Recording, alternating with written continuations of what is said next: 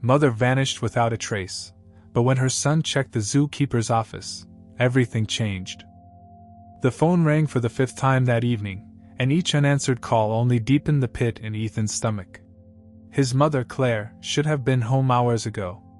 The digital clock on the microwave blinked 9:37 p.m., nearly 5 hours after her volunteer's shift at the Oakwood Zoo was supposed to end. "Come on, Mom," Ethan muttered, pacing the kitchen floor. At 17, he was used to being home alone, but never without knowing where his mother was. Claire Morgan was reliability personified, the kind of woman who texted if she'd be even 10 minutes late. Something was wrong. He could feel it. Ethan tried her number again, listening to the familiar ringtone until it cut to voicemail. "Mom, it's me again. I'm getting really worried. Just call me back, okay? Please." His voice cracked on the last word. He scrolled through his recent texts, reading their last exchange from that morning. "Have a good day at school, honey. I'll be at the zoo until 4:30. Lasagna in the fridge for dinner. Love you. KT checks. Love you too." Ethan winced at his own brevity. If he'd known those would be the last words they'd exchange. No. He shook his head. He couldn't think like that. There had to be an explanation. After another hour of unanswered calls and growing panic, Ethan grabbed his jacket and bike keys. The police wouldn't take a missing person report seriously until 24 hours had passed. He'd seen enough crime shows to know that, but he couldn't just sit around waiting. The night air hit him like a slap as he pedaled through empty streets toward the Oakwood Zoo. Streetlights cast long shadows across the pavement, and his breath formed small clouds in the autumn chill. By the time he reached the zoo's imposing gates, his legs burned and his lungs ached. The main entrance was locked, as expected at this hour, but Ethan knew another way in. His mother had worked at the zoo for nearly a decade, first as a part-time guide and now as a volunteer coordinator. She'd occasionally brought him through the staff entrance on weekends when she needed to catch up on paperwork. The small side gate was secured with a keypad lock. Ethan's fingers hovered over the numbers, recalling the code his mother had used countless times. 2-5-0-8, his birthday. The lock clicked open. The zoo at night was an entirely different world. Animal sounds echoed through the darkness, distant roars, chirps, and howls creating an eerie symphony. Security lights cast just enough illumination to navigate the main paths, but the exhibits themselves remained shrouded in shadow. "Hello?" Ethan called out, his voice sounding small against the vastness of the empty zoo. "Is anyone here?" A light shone from the administration building ahead, a blocky structure that housed offices for zoo management. Hope surged through him as he jogged toward it. Inside, the hallway lights were dimmed to their night setting. Ethan followed the brighter glow coming from the end of the corridor, leading to the director's office. The door stood ajar, and he could hear someone moving around inside. "Mom?" he called, pushing the door open wider. Instead of Claire, he found himself face to face with Douglas Ferris, the zoo's director, a tall, thin man with wire-rimmed glasses who always seemed to be frowning. "Ethan?" Ferris straightened up from where he'd been bent over a filing cabinet. "What on earth are you doing here at this hour?" "I'm looking for my mom," Ethan said, trying to keep his voice steady. "She never came home from her shift today." Something flickered across Ferris's face. Surprise? Concern? Or was it something else? "Claire left early today," he said after a moment's hesitation. "Around 2 o'clock, I believe. Said she wasn't feeling well." The explanation hit Ethan like a punch to the gut. "That's impossible. She would have told me. She would have come home." Ferris adjusted his glasses. "I'm sorry, Ethan, but that's all I know. Perhaps she had some errands to run before heading home? Have you tried calling her friends?" "I've called everyone," Ethan said, frustration edging into his voice. "Nobody's seen her. Her car isn't in the parking lot either. I checked on my way in." "Well, as I said, she left hours ago." Ferris began gathering papers from his desk. "I need to lock up now. We can talk more tomorrow if she hasn't turned up by then." There was something dismissive about Ferris's tone that made Ethan's skin crawl. This wasn't right. None of this made sense. "Can I at least check her office?" he asked. "Maybe she left a note or something." "Her office is locked for the night," Ferris replied, too quickly. "Security protocol." "Please," Ethan pressed. "I'm really worried about her." Ferris sighed, glancing at his watch. "Fine. 5 minutes. Her office is where it's always been, down the hall, third door on the left. But then you need to leave. I'll wait for you at the staff exit." Ethan nodded gratefully and hurried down the corridor. Claire's office was small but warm, decorated with photos of animals and a few of Ethan at various ages. He searched her desk drawers, checked her calendar, and looked through recent paperwork. Nothing seemed unusual or out of place. As he turned to leave, defeated, his gaze fell on a sticky note attached to her computer monitor. "ZK office files. ZK. Zookeeper's office." A new possibility sparked in Ethan's mind. He glanced out the door, listening for Ferris's footsteps, but the hallway remained quiet. Instead of heading toward the exit, he turned in the opposite direction, toward the section of the building where the animal care staff worked. The zookeeper's office was locked, but the door had a window. Ethan cupped his hands around his eyes and peered inside. The room was cluttered with equipment logs, feeding schedules, and veterinary reports. One desk in particular caught his attention, slightly larger than the others, with a nameplate reading, "Head Zookeeper." What if Mom was working on something with the head zookeeper? Ethan thought. He tried the door again, rattling the handle in frustration. Locked tight. Looking for something? Ethan whirled around to find a night security guard watching him with suspicious eyes. "Hi, I was just looking for my mom," he stammered. "Claire Morgan? She works here." Recognition softened the guard's expression. "Claire's your mom? She's good people." He hesitated, then added, "Haven't seen her since this morning, though. The director said she left early, but something doesn't feel right," Ethan explained. "I think she might have been working on something with the head zookeeper." The guard studied him for a moment, then reached for his key ring. "Tell you what, I'm not supposed to do this, but I've known your mom for years. 5 minutes, okay? Then you scoot." "Thank you," Ethan breathed as the guard unlocked the door. Once inside, Ethan moved quickly, scanning the head zookeeper's desk. Nothing jumped out at him until he tried opening the drawers. Most were unlocked, containing only mundane paperwork, but one, a small drawer on the right side, wouldn't budge. Locked. Why would a desk drawer be locked? Ethan glanced at the door, then reached into his pocket for his Swiss Army knife. His hands trembled slightly as he worked the small lockpicking tool into the keyhole. A skill learned from countless YouTube videos finally paid off as he felt the lock give way with a satisfying click. Inside the drawer was a single manila envelope. No label, no markings.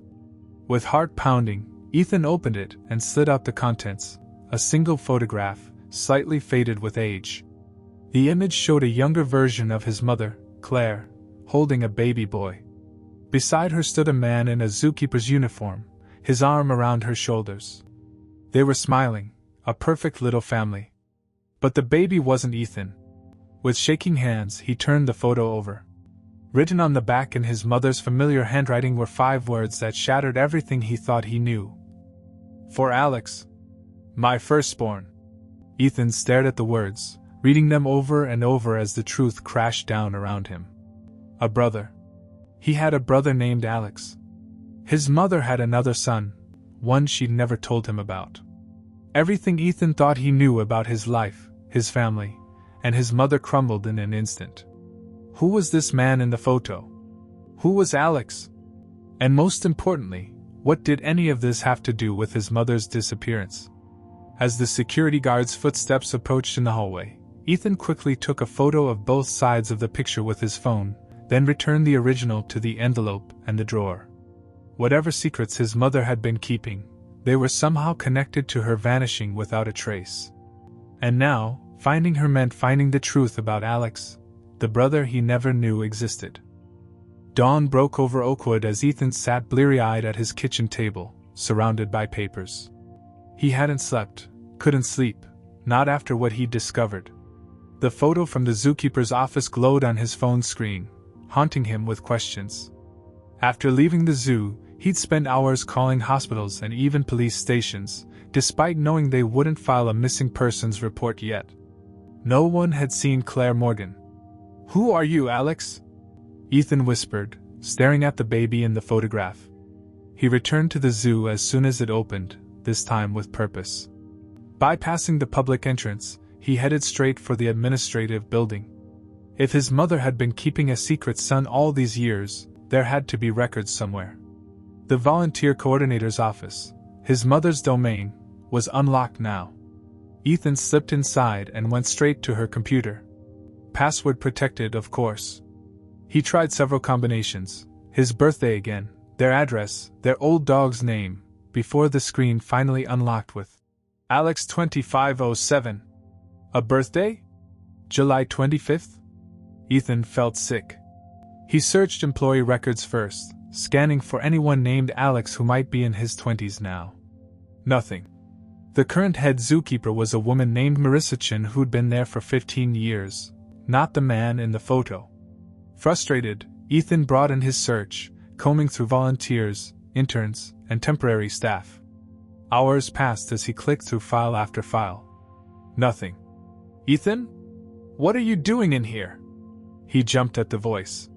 Jenny Lee, his mother's assistant, stood in the doorway. "I'm looking for my mom," he explained hastily. "She never came home yesterday." Jenny's eyes widened. "What? Dr. Ferris told us she called in sick today. He told me she left early yesterday feeling ill." Ethan's suspicion deepened. "Jenny, does the name Alex mean anything to you? Maybe someone who works with the animals?" She frowned thoughtfully. "No Alex that I can think of. There's Aaron, though, works with the big cats. Started a few years ago." "Aaron what?" "Blake. Aaron Blake. Quiet guy, keeps to himself. Your mom mentored him when he first started." Something clicked. Ethan pulled up the employee directory and found Aaron Blake's file. 24 years old. Animal handler. Started 3 years ago. "Could I see a picture?" Jenny looked uncertain but pulled out her phone. "We had a staff picnic last month." She scrolled through photos. "There, that's him." Ethan's heart stopped. The young man in the photo had his mother's eyes and chin. The resemblance was subtle but unmistakable once you knew to look for it. "Thanks, Jenny. I need to find him." He headed straight for the big cat enclosures. The morning feeding had just finished, and a tall figure was hosing down the outdoor exhibit. "Aaron Blake?" Ethan called. The young man turned, and for a moment Ethan felt like he was looking at a stranger version of himself. Same height, similar build, but with darker features. "Do I know you?" Aaron asked, shutting off the hose. "No, but I need to talk to you about Claire Morgan." Aaron's expression flickered, recognition then wariness. "I don't know anyone by that name." The lie was so obvious that Ethan almost laughed. "I think you do. She's my mother, and she's missing." "Missing?" Real concern crossed Aaron's face before he regained his composure. "Look, kid, I'm working. I can't help you." "Alex," Ethan said quietly. Aaron froze. "That's your name, isn't it?" "Not Aaron. Alex." "Who told you that?" Aaron's voice had dropped to a dangerous whisper. "I found the photo. You as a baby, with my mom." Ethan pulled out his phone, showing the image. "You're my brother, aren't you?" Aaron's face drained of color. He grabbed Ethan's arm, dragging him behind the maintenance shed where they couldn't be overheard. "You shouldn't be asking these questions," he hissed. "It's not safe." "I don't care. My mother is missing." "She visits me sometimes," Aaron admitted finally. "In secret. Has for years. While raising me, she was what? Sneaking off to see her other son." The betrayal stung worse than Ethan had expected. "It's complicated." Aaron ran a hand through his hair, a gesture so like their mother's that it was eerie. She didn't want anyone to know about me. She said someone was threatening her, someone from her past. What are you talking about? Who? Aaron looked over his shoulder, paranoia evident in every movement. Someone dangerous. Someone who'd hurt me if they found out who I was. Is that why she disappeared? Because of you? Pain flashed across Aaron's face. Maybe. Last time I saw her, she was scared. Said he was out now, that he might come looking. Who? Who is he? Aaron's next words sent ice through Ethan's veins. The man who destroyed her life once before. The reason she had to hide me away. Tell me everything, Ethan demanded, his voice low but intense. They had moved to Aaron's small apartment just 3 blocks from the zoo, a sparsely furnished studio that looked barely lived in. Aaron paced nervously, checking the windows before finally sitting down across from Ethan. Mom wasn't always a volunteer coordinator, he began. Years ago, she was a veterinarian specializing in exotic animals. I know that much, Ethan interjected. She gave it up when I was little. Aaron's laugh was hollow. She gave it up because she nearly went to prison. The words hung in the air between them. Ethan stared at his newfound brother, unable to reconcile this information with the honest, straightforward mother he knew. Mom worked for a private wildlife sanctuary, Aaron continued. At least, that's what she thought it was. Turned out, the whole operation was a front for an illegal trafficking ring. They'd import endangered species, forge paperwork, then sell them to collectors. And Mom was part of this. Ethan couldn't keep the disbelief from his voice. Not willingly. She was their vet, thought she was helping conservation efforts. Aaron pulled a worn newspaper clipping from a book on his shelf. But when she realized what was happening, she went to the authorities. The yellowed article featured a younger Claire Morgan being escorted from a courthouse. The headline read, "Veterinarian's testimony brings down international smuggling operation." She was the star witness, Aaron explained. Put away Victor Hale, the ringleader, and several others. Got immunity for her testimony. Victor Hale, Ethan repeated, committing the name to memory. After the trial, Mom was terrified. Hale threatened her in open court, swore he'd make her pay someday. Aaron's fingers tightened around the clipping. She was pregnant with me at the time. The timeline suddenly clicked into place for Ethan. So she gave you up for adoption to protect you? Aaron nodded. Changed her name, moved here, started over with a clean slate. Then had you a few years later. But she found you again, Ethan said, pieces falling into place. 3 years ago. I'd been searching for my birth mother, hired a private investigator. A small smile crossed Aaron's face. You can imagine my surprise when he tracked her down working at the local zoo. So you took the job here to be close to her. She begged me not to tell anyone who I was. Said it wasn't safe. Aaron's expression darkened. Then last month, everything changed. She showed up at my door in the middle of the night, absolutely terrified. What happened? Victor Hale got released from prison. Good behavior. Aaron spat the words. First thing he did was move back to Oakwood. Cold dread washed over Ethan. You think he took her? I know he did. Aaron pulled out his phone, showing Ethan a news article dated 3 weeks earlier. Hale's been seen around town. Mom was convinced he'd come after her, or worse, that he'd discover me. The article showed a gray-haired man with cold eyes leaving the county courthouse. Despite his expensive suit and polished appearance, there was something predatory in his gaze. She kept saying, "He can never know about you, Aaron. Never." Aaron's voice cracked. I should have insisted she go to the police, but she was convinced they couldn't protect us. Why would he come after her now, after all these years? Ethan asked. Revenge. Power. Or maybe. Aaron hesitated. Maybe he knows about me. What do you mean? Aaron's eyes met Ethan's. Victor Hale isn't just the man who threatened Mom. He's my biological father. The revelation hit Ethan like a physical blow. The brother he never knew he had was the son of a criminal, a man who might now have kidnapped their mother. Did Mom ever mention any places, any hiding spots where Hale might take her? Ethan pressed, trying to focus on finding Claire rather than processing this bombshell. No, but… Erin suddenly stopped, eyes widening. Wait. 2 days ago, she came to see me. Said she noticed something strange at the zoo, unusual deliveries after hours, people she didn't recognize in restricted areas. Like the smuggling operation was starting up again. Ethan realized. Exactly. She was going to investigate. Erin's face paled. I told her to leave it alone, but you know how she gets when she thinks something's wrong. Ethan did know.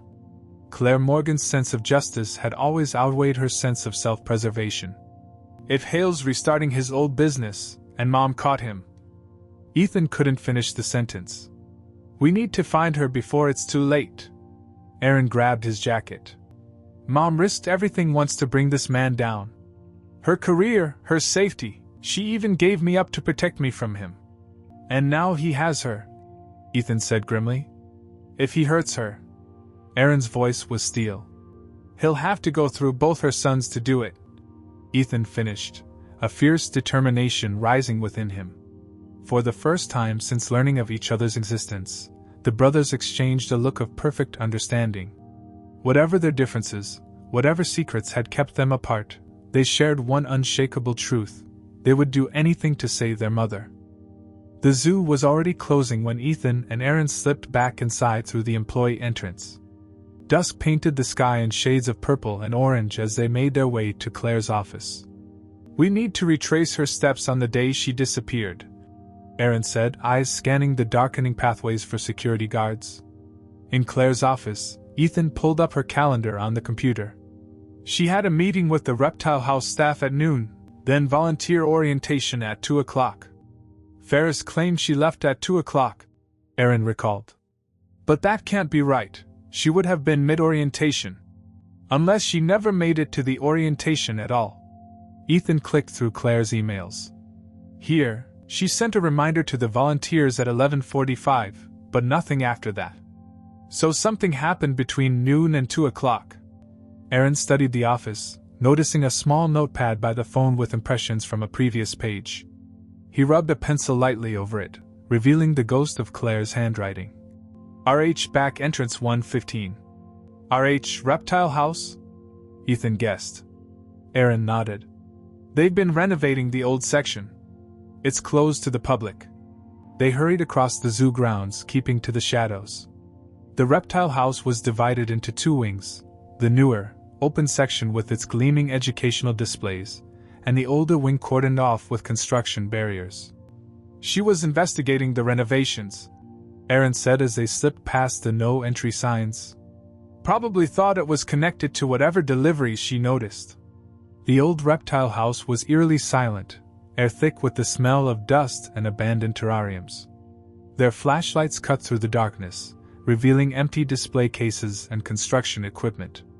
There's a maintenance office in the back, Erin whispered. It has access to the security feeds. The small office was locked, but Erin's staff keycard opened it. Inside, monitors displayed feeds from various zones around the zoo. Most showed empty pathways and sleeping animals, but one screen caught Ethan's eye. It was off, a small piece of tape covering its label. Which camera is this one? He asked, pointing. Erin peeled back the tape. Reptile House, restricted section. Someone doesn't want this feed watched. He rebooted the system and accessed the archived footage. After scrolling back to the day Claire disappeared, they found what they were looking for. 12:47 p.m., Claire entering the old Reptile House through the back entrance. She moved purposefully, as if following someone. There!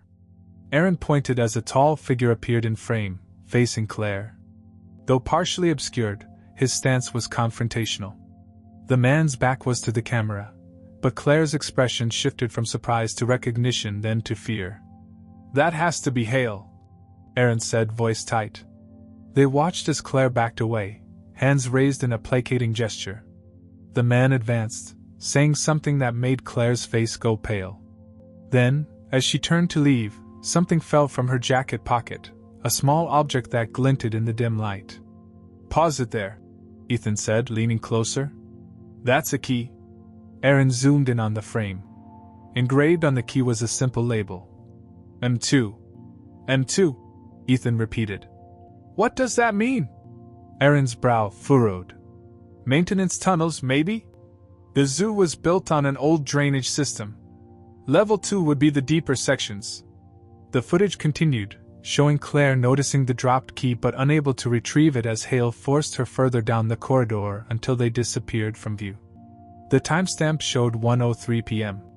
She never made it to orientation because Hale intercepted her, Ethan said, a chill running through him. And whatever that key opens, he didn't get it. They returned to the spot where Claire had dropped the key, searching the floor with their flashlights. After several tense minutes, Aaron found it wedged beneath a radiator, a heavy brass key with M2 stamped into the metal. Now we need to figure out what it opens, Aaron said, turning the key over in his palm. Ethan pulled out his phone, accessing the zoo's architectural plans from his mother's cloud storage. There, he said, pointing to a faded section of the blueprints. Maintenance access points. And look, there's one in the floor of the old reptile house, just past the tropical exhibit. Following the map, they located a small utility door set into the concrete floor, partially hidden behind empty display cases. The lock was rusted, neglected after years of disuse. This hasn't been opened in ages, Aaron said, trying to fit the key into the corroded keyhole. After several attempts and a liberal application of WD-40 from a nearby maintenance cart, the lock finally turned with a resistant groan. The door lifted to reveal a narrow ladder descending into darkness. Are we really doing this? Aaron whispered, staring down into the black void. Ethan's answer was to click on his flashlight and start climbing down. Mom's down there somewhere. I can feel it. The air grew colder as they descended, the walls damp with condensation. At the bottom, a network of tunnels stretched in 3 directions, remnants of an old drainage system repurposed as maintenance access for the zoo's utilities. Which way? Aaron asked, voice echoing slightly in the confined space. Ethan consulted the blueprint on his phone. The tunnels from this access point all lead toward the center of the zoo. Under the administrative buildings. A faint sound reached them, voices, too distant to make out words. Someone's down here, Ethan whispered. The brothers exchanged a look of grim determination. The tunnels might lead them to Claire, but they might also lead straight to Victor Hale and whatever operation he was running beneath the zoo. With nothing but a flashlight and a stolen key, they were about to confront a man who had spent years plotting his revenge. Ready? Aaron asked, hand hovering over his flashlight switch. Ethan nodded, heart pounding in his chest. For Mom.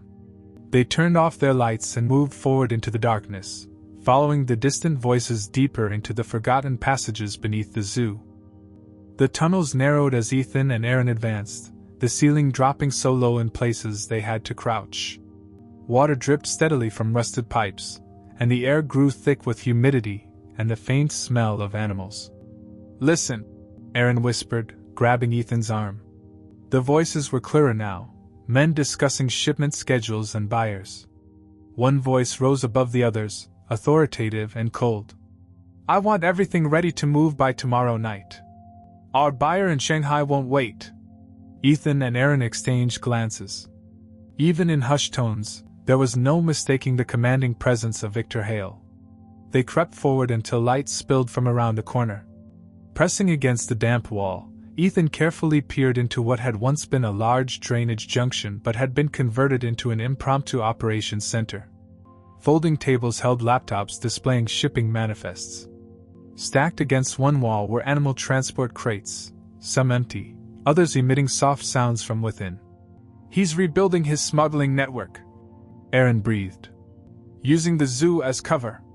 In the center of the space stood Victor Hale, older than in the photos but no less intimidating. His silver hair was impeccably styled, his expensive clothes at odds with the grimy surroundings. 3 men flanked him, rough-looking and armed. But what made Ethan's blood run cold was the sight at the far end of the room. Claire sat bound to a chair, a bruise darkening her left cheek. Despite her situation, her eyes were defiant. Mom, he whispered. Aaron pulled him back. We need a plan. We're outnumbered and they have guns. What about the animals? Ethan asked, nodding toward a control panel near the entrance. Those look like the emergency release controls. If we triggered them, it would create enough chaos for a distraction, Aaron finished. But we'd need a diversion to reach the panel. As they whispered strategies, Hale's voice rose again. Bring her over here. One of the men yanked Claire to her feet and dragged her toward Hale. I've waited 15 years for this moment, Claire, Hale said, circling her like a predator. 15 years in a cell, thinking about how you betrayed me. You betrayed yourself, Victor, Claire replied, her voice steady despite her fear. Those animals were endangered, protected. What you were doing was wrong. Hale laughed. Always the righteous one. And yet here we are again. Only this time, there's no escape. He gestured to the operation around them. I'm rebuilding everything you destroyed. Bigger. Better. Right under everyone's noses. Someone will notice, Claire said. The zoo director. Ferris? Hale scoffed. He's been on my payroll for months. Why do you think he gave me access to the old tunnels? For storage, he called it. Ethan's fists clenched at the revelation. Ferris's strange behavior suddenly made sense. You won't get away with this, Claire insisted. I already have. Hale's smile vanished. But there's still the matter of your punishment. He signaled to one of his men, who produced a syringe filled with amber liquid. Know what this is? Venom from a black mamba. Untreated, it finishes within hours. Painful way to go. Claire struggled against her restraints as the man approached with the syringe. Wait, she pleaded. Victor, please. Unless, Hale interrupted, raising a hand to stop his man. You agree to my offer. What offer? Claire asked warily. Work for me again. Your veterinary skills are still valuable. Help me move these animals, keep them alive during transport. I won't help you finish endangered species, Claire spat. Then perhaps your son will. Claire's face went white. Leave Ethan out of this. He knows nothing. Hale laughed. Not Ethan. Your other son. The shock that registered on Claire's face was genuine. I don't. Please, Claire. Did you really think I wouldn't find out about Aaron? Or should I call him Alex, his birth name? Hale's smile was triumphant. My son. In their hiding spot, Aaron inhaled sharply. Ethan gripped his brother's shoulder, keeping him from rushing forward. How? Claire whispered. Prison gives a man time to investigate. I have a contact at the adoption agency. Finding him wasn't difficult. Hale circled Claire again. He works here, doesn't he? With the big cats? Takes after his father. Always had a way with dangerous animals. Claire remained silent, but her eyes darted toward the tunnel entrance, terrified Hale's men would find her sons. Bring him to me, Hale ordered one of his men. I think it's time for a family reunion. No! Claire struggled harder. Victor, he's innocent in all this. Innocent? Hale's voice hardened. He's my flesh and blood, Claire. The son you stole from me. And now he'll take your place in the family business. I'll never work for you, Aaron said, stepping out from the shadows before Ethan could stop him. Hale turned, surprise quickly melting into satisfaction. Aaron. Or do you prefer Alex? My name is Aaron Blake. He stepped further into the light. And that's my mother you're threatening. Hale studied him, something like pride in his cold eyes. You have my height. My build. He nodded approvingly. You'll do well in the business.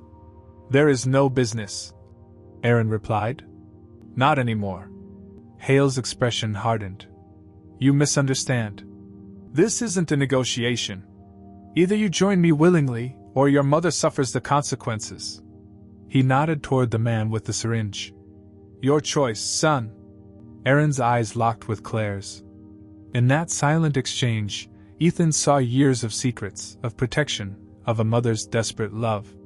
If I agree, Aaron said carefully. You'll let her go? Aaron, no! Claire cried. I give you my word, Hale said smoothly. Aaron took another step forward. Then I have something to show you first. He reached slowly into his jacket. Something you'll want to see. As all eyes fixed on Aaron, Ethan seized the moment. He darted from his hiding place toward the control panel, keeping to the shadows along the wall. Hale's men were too focused on Aaron to notice. Aaron withdrew an old photograph from his jacket, the same one Ethan had discovered in the locked drawer. Remember this, Victor? Hale's eyes narrowed as he took the photo. For a brief moment, something almost human flickered across his face. Where did you get this? Mom kept it all these years, Aaron said, edging closer to Claire. She never told me who my father was. Now I know why. While Aaron held Hale's attention, Ethan reached the control panel. The emergency protocols were simple, designed to be activated quickly during a crisis. His fingers hovered over the alarm button. You could have been part of something great, Hale told Aaron, his voice almost regretful. Instead, she poisoned you against me. She protected me from becoming like you, Aaron countered. Hale's expression hardened. And now you've made your choice. He gestured to his men. Take them both. We'll deal with them after the shipment leaves. Now, Ethan! Aaron shouted. Ethan slammed his palm against the emergency release button. Immediately, alarms blared throughout the tunnels. Red lights flashed, and the sound of cage doors automatically unlocking echoed from nearby holding areas. Chaos erupted. Hale's men scrambled for their weapons as animal sounds, growls, screeches, and hisses filled the air. In the confusion, Aaron lunged forward, tackling the man nearest Claire. Get the key from my pocket! He yelled to her as they struggled. Claire managed to retrieve a small key from Aaron's jacket and unlock her restraints just as Ethan raced to their side. The three of them backed toward the exit as Hale's operation dissolved into pandemonium around them. Stop them! Hale commanded, but his men were preoccupied with the escaped animals, including a clouded leopard that had wandered into the main chamber, eyes gleaming in the emergency lights. Above the chaos, a new sound emerged, police sirens, followed by the thunder of footsteps in the tunnels. Zoo security called it in, Ethan explained as they retreated. I triggered the full lockdown protocol when I hit that alarm. Armed officers flooded the underground space, weapons drawn. Police! Nobody move! In a matter of minutes, Hale and his men were in handcuffs, surrounded by evidence of their smuggling operation. Zoo veterinarians hurried to secure and check the animals, many of which were rare and endangered species. As dawn broke over Oakwood Zoo, Claire sat wrapped in a blanket on the back of an ambulance, her sons on either side of her. The parking lot bustled with police cars, animal control vehicles, and local news crews. I never wanted either of you involved in this, she said, voice hoarse from exhaustion. Especially you, Aaron. I gave you up for adoption to keep you safe from him. Why didn't you ever tell me I had a brother? Ethan asked, the hurt still fresh despite everything they'd been through. Claire's eyes filled with tears. I was trying to protect you both. Victor always swore he'd find me someday, take revenge for my testimony.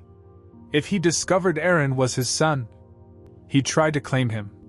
Ethan finished. Claire nodded. When Aaron found me 3 years ago, I was terrified. But I couldn't turn him away. She took Aaron's hand. I visited whenever I could, always careful not to leave a trail. But Hale found out anyway, Aaron said bitterly. When he was released last month, I knew it was only a matter of time. Claire's gaze drifted to where police were escorting Hale into a cruiser. Then I noticed strange deliveries at the zoo after hours. Animals arriving with no paperwork. I started investigating. And Hale caught you, Ethan said. Claire nodded. He's been planning this for years, rebuilding his network from prison, bribing Ferris for access to the tunnels. When I confronted him, he revealed he knew about Aaron. Her voice broke. He threatened to hurt both of you if I didn't cooperate. A detective approached, notepad in hand. Mrs. Morgan, We'll need your formal statement about your prior relationship with Victor Hale and the events leading to your disappearance. Claire straightened her shoulders. Of course. I'll tell you everything. Everything? Aaron asked quietly. Claire met his eyes. Everything. No more secrets. She looked between her sons. I helped Hale once, unwittingly. I was young, desperate for work after veterinary school. By the time I realized what was happening, I was already compromised. That's why you got immunity for your testimony. Ethan realized. Claire nodded. I made a deal. But part of that deal meant giving up Aaron for adoption. Witness protection wouldn't take us both. They said a baby would make me too identifiable. The pain of that decision still showed in her eyes. It was the hardest thing I've ever done. And my father? Ethan hesitated. Is he? No, Claire said firmly. Your father was a good man who died before you were born. I've never lied about that. As the morning sun illuminated the three of them, casting long shadows across the pavement, Claire reached for both her son's hands. I know this isn't how either of you pictured your family, she said quietly. And I know there will be legal consequences for me. My immunity doesn't cover hiding evidence or obstruction. We'll face it together, Aaron said, surprising Ethan with his resolve. All of us. Ethan looked at his brother, this stranger who shared his blood, his mother's eyes, and now his determination. Family sticks together, he agreed. Even complicated ones like ours. For the first time in days, Claire smiled. My boys, she whispered. My brave, brave boys. As police led Hale away, he turned back once, eyes locking with Aaron's across the parking lot. In that brief moment, the weight of heritage and choice hung between them, the legacy of blood versus the power of decisions. Aaron deliberately turned away, choosing his mother and brother instead. Some truths were painful. Some revelations shattered what you thought you knew. But as Ethan watched his newfound brother put an arm around their exhausted mother, he understood that sometimes, the broken pieces could form something stronger when finally brought together in the light.